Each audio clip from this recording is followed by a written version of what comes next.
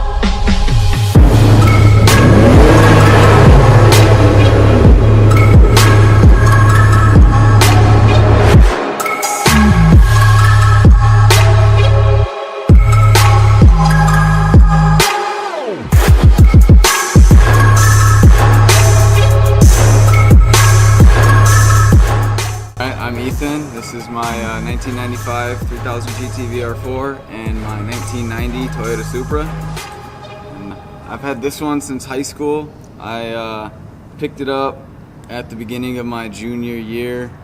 It was I was originally gonna get a 1987 Chrysler Conquest because that's what my dad had, And I always thought that was the coolest thing ever, you know, it's rear-wheel drive turbo, and that's what I was looking for. And, you know, I'm in high school and I want like a rear-wheel drive car, you know, go slide around.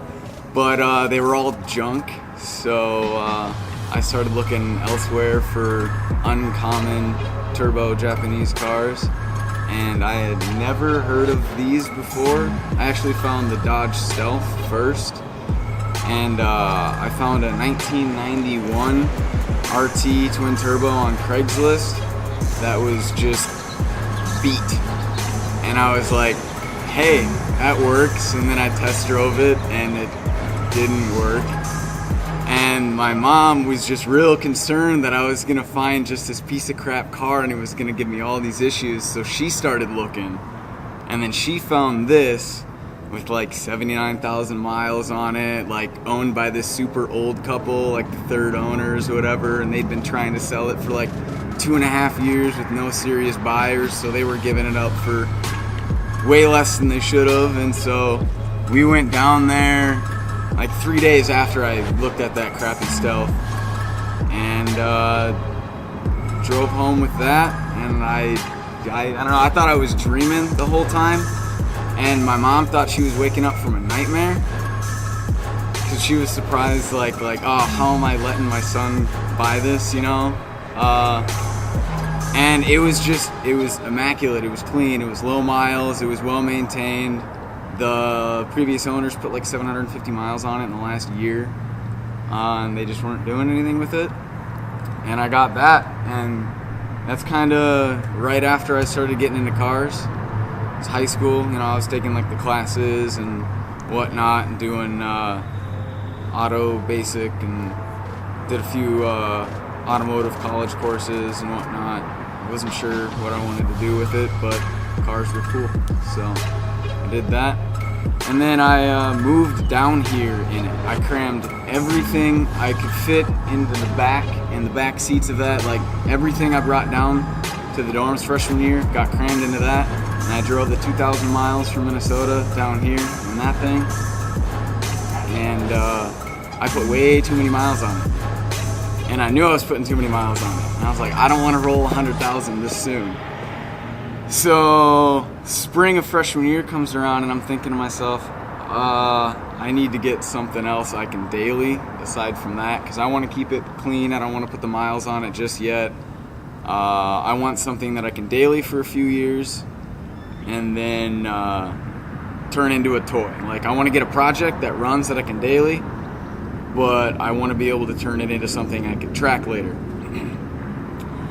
First thing I went to was E30s. I really wanted an E30. Nobody wanted to sell me their E30. Like, I literally left a handwritten note on the windshield of some dude's E30 in the Packard parking structure, and I was like, this is my number. If you want to sell it, like, let me know. I want this. I really want an E30.